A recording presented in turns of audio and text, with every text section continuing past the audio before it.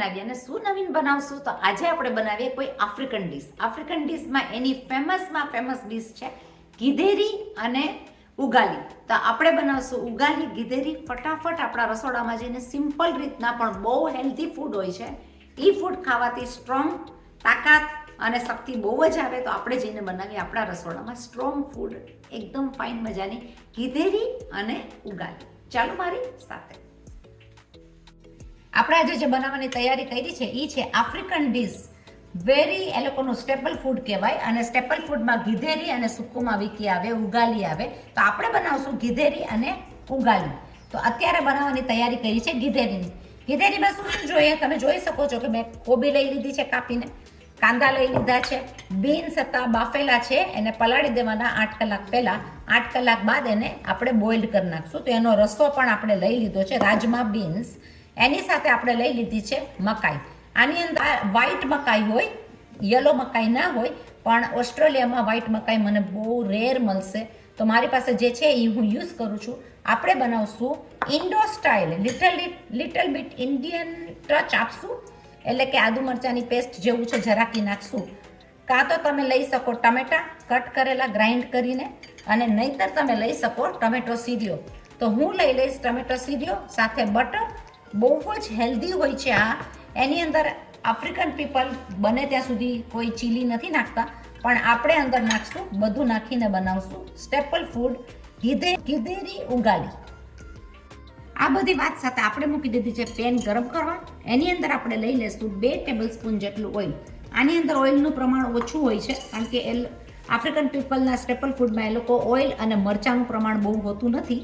તો આપણે લઈ લીધું છે એ વાત સાથે થોડું એવું ઓઇલ. આપણે લઈ લઈશું 1 ટીસ્પૂન જેટલું જીરું.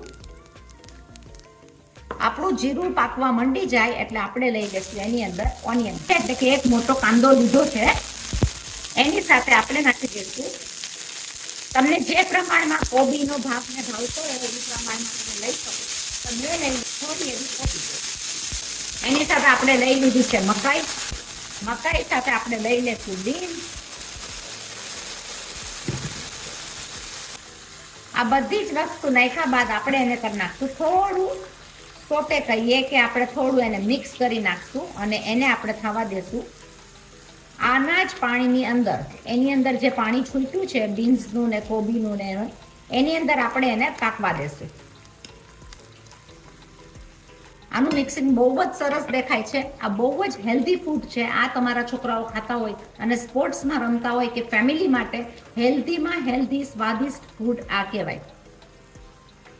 એ વાત સાથે આપણે એની અંદર નાખી દઈશું માપ પ્રમાણે નિમક. નિમક નાખવાથી આપણી વસ્તુ તરત જ ચડી જશે. તો આપણે એને મિક્સ કરી નાખશું સોલ્ટ નાખ્યા બાદ. એ લોકોના ફૂડમાં ચીલી કે તેલનું પ્રમાણ બહુ ઓછું હોય છે, એટલે આફ્રિકન પીપલ હાર્ડવર્ક પણ એટલું કરી જાણે અને આ ખાવામાં પચાવવામાં થોડું ડિફિકલ્ટ પડે કારણ કે મેઇઝનો આટો છે, મકાઈનો આટો આની સાથે આવશે, જેને આપણે કહીએ છીએ ઉગાલી. તો એ થોડું પચાવવાનું ડિફિકલ્ટ હોય, પણ એટલું જ કામ સામે કરતા હોય તો વાંધો ના આવે. એની સાથે આપણે એને ઢાંકી દઈશું અને આપણે એને પાકવા દઈશું. આપણે બધું શાક લઈ લીધું છે બેઝિકલી 100 ગ્રામ જેટલું. તો આપણે એની અંદર નાખી દઈશું પોટેટો. આ હેલ્ધી ફૂડ તમે જરૂર બનાવજો કારણ કે ફેમિલી માટે આ બહુ જ સારામાં સારું ફૂડ કહેવાય. બધા વેજીટેબલ્સ આવી જાય અને એની સાથે આપણા વેજીટેબલ્સ સરસ મજાના કૂક થવા માંડ્યા છે. અને તમે ઉગાલી સાથે ખાઓ તો બહુ ટેસ્ટી લાગે. તો આપણે એને 2 મિનિટ ઓર ખાવા દેશું. એની સાથે આપણે જોઈ લઈએ કેવું સરસ મજાનું આપણું આ શાક ચડવા માંડી ગયું છે. એની સ્ટીમનું પાણી આપણે એમાં જ જવા દેશું. આપણે એને મિક્સ કરીને બધું હલાવી નાખશું. બહુ સરસ રીતના આપણું આ શાક ચડી ગયું છે, એટલે કે ગીધેરી આપણી થઈ ગઈ છે. અને આપણી આ ગીધેરી બહુ જ સરસ દેખાય છે. ખાવામાં પણ યમી લાગશે. આને આપણે લેશું જમવામાં, ઇવનિંગના લંચમાં, ડિનરમાં, ગમે ત્યારે તમે આ ખાઈ શકો. બહુ ટેસ્ટી ફૂડ હોય છે. એની સાથે આપણે હવે કરી નાખશું એનો બધો મસાલો. તો આપણે લઈ દઈશું 2 ટેબલસ્પૂન જેટલો સીરીઓ કે ટમેટા પૂરી, એટલે કે ટમેટા ગ્રાઇન્ડ કરેલા તમે લઈ શકો. એની સાથે હું થોડું ફ્લેવર માટે લઈ લઈશ મરચાં આદુની પેસ્ટ. કેવી મરચાંની ભૂકી, જેનાથી કલર અને સ્વાદ બહુ જ સરસ લાગશે. કારણ કે ભાઈ આપણે ઇન્ડિયન વાળાને તો થોડું તીખું તો જોઈએ, બાકી તમે એના વગર પણ કરી શકો. તો એની સાથે હું લઈ લઈશ થોડું એવું પાણી.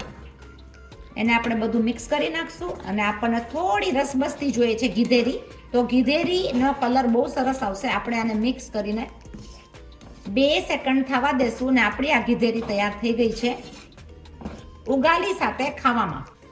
આપણે એની અંદર લઈ લેશું 1 ટીસ્પૂન બટર અને એની સાથે આપણે લઈ લેશું એમાં થોડા એવા ધાણા. તો ફ્રેશ કોરિએન્ડર અને બટર સાથેનું મિક્સિંગ બહુ જ ટેસ્ટી અને યમી લાગે. એનો સ્વાદ બહુ સરસ લાગશે. તો આપણે એને બધું કરી નાખશું મિક્સ. આપણી ગીધેરી બહુ જ સરસ તૈયાર થઈ છે. ધીસ આફ્રિકન ફૂડ, એ લોકોનું ખાવાનું આ પ્રમાણે બનતું હોય છે. અને આ છે આપણી ગીધેરી જે બહુ જ સ્વાદિષ્ટ થઈ છે. તમે જોઈ શકો એની અંદર મિક્સિંગ બહુ સરસ થઈ ગયું છે, ગ્રેવીવાળું છે, રસાવાળું છે, બહુ જ હેલ્ધી ફૂડ છે. આ હેલ્ધી ફૂડ તમે જરૂર ટ્રાય કરજો. સબસ્ક્રાઇબ કરો અમારી ચેનલને. સબસ્ક્રાઇબ ના કરી હોય તો સબસ્ક્રાઇબ કરજો.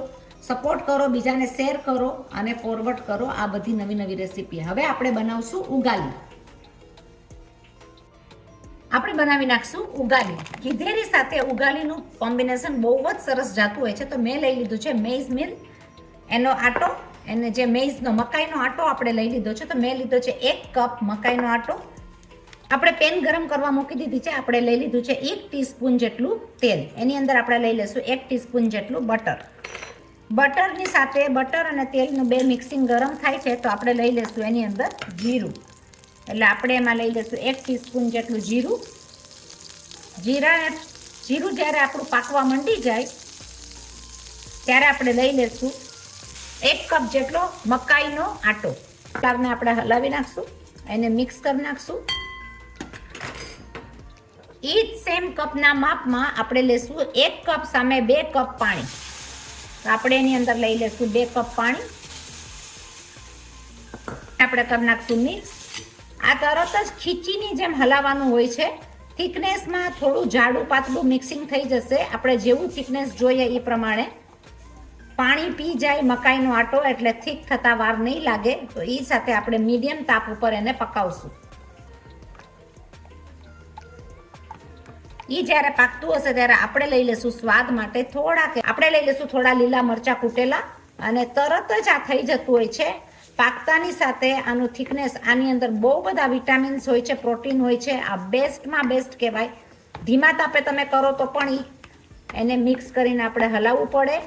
હલાવીને આપણે એકદમ સ્વાદમાં સરસ કરશું. માપથી નાખી દેશું સોલ્ટ. હેલ્ધીમાં હેલ્ધી ખાવાનું હોય છે આ. ઉગાલી અને ગીધેરીનું કોમ્બિનેશન બહુ સરસ જાતું હોય છે. આ ગરમ ગરમ ખાવામાં બહુ સરસ લાગે. આને પાકતા વાર લાગે નહીં. તો આપણે એને હલાવીને 2 મિનિટ માટે પાકવા દેશું. એ જ્યારે પેન છોડવા માંડી જાય ત્યારે સમજી લેવાનું કે આ આપણું પાકી ગયું છે. આપણી ઉગાલી પેન છોડવા માંડી ગઈ છે. તો એકદમ સરસ રીતના એ પાકીને તૈયાર થઈ ગયું છે. આને આપણે લઈ લેશું એક સાઈડમાં અને આપણે લેશું હવે ગીધેરી. બીજી બાજુ આપણી ગીધેરી પણ બહુ સરસ રીતના બેક થાય છે. મને થોડી રસબસતી જોઈએ છે તો હું એની અંદર લઈ લઈશ પાણી. આ ગીધેરીને થોડી રસબસતી કરવા માટે કે ઉગાલી સાથે ગીધેરીનું કોમ્બિનેશન બહુ સરસ જાય તો આપણે થોડું એવું પાણી નાખીને એને રસબસતી ઉકાળી નાખશું. આ આપણી વસ્તુ બહુ જ સરસ તૈયાર થઈ ગઈ. ગીધેરી ઉગાલી આફ્રિકન ડીશ બહુ સરસ મજાની તૈયાર થઈ છે.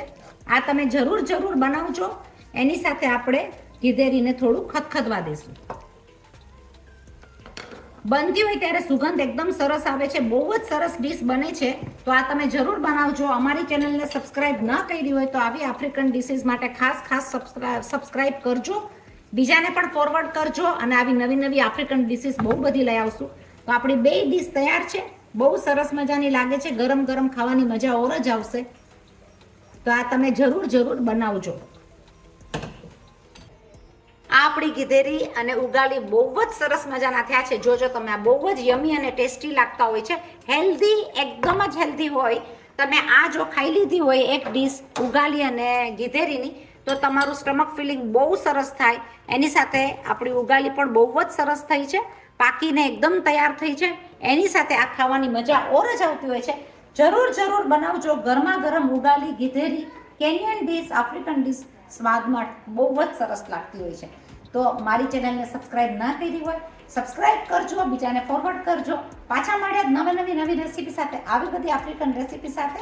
ત્યાં સુધી તમે બધા stay safe and bye bye. આ રીતના ખાવાની હોય, આ સાથે લઈને આપણે દાળ ભાત કેમ ખાઈએ એવી રીતના, પણ સો ટેસ્ટી યમી કે હું તમને બતાડું આમાં.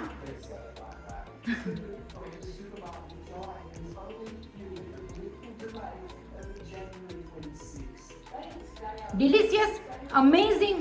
ખાસ બનાવજો, બહુ જ ફાઇન થઈ છે.